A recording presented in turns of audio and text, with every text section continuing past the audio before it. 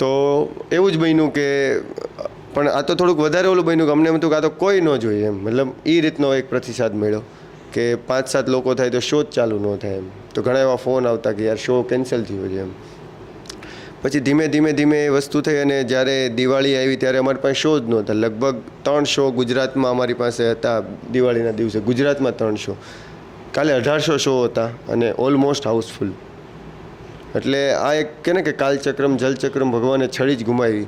પણ in between એવું થયું કે અમે લોકો સતત એક શો હોય તો એક શો ભરવાની ટ્રાય કરીએ લોકોને, કે પછી મારા ગામમાં જ્યાં થિયેટર જ નથી ત્યાં અમે સ્ક્રીન મારી, LED સ્ક્રીન 20x10ની, અને ત્યાં લોકોને નીચે બેસાડીને લગભગ 1500થી 2000 ક્રાઉડ એકસાથે વિધાઉટ ઇન્ટરવલ ફિલ્મ જોઈ.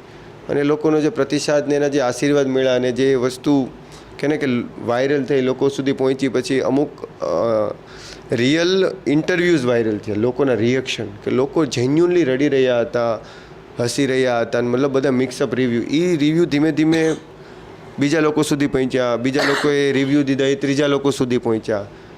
અને કીધું એમ કે 3 શોમાંથી અમદાવાદમાં તો 0 શો હતા, એક શો નહીં અમદાવાદમાં, જ્યાં મેન હબ કહેવાય ગુજરાતી સિનેમાનું, ત્યાં એક શો નહીં એમ. અને કાલે કહું ને, કાલે અમદાવાદમાં 400 શો અને ઓલ ઓવર ગુજરાતમાં 1800 શો સાથે કૃષ્ણએ એની લીલા કરી.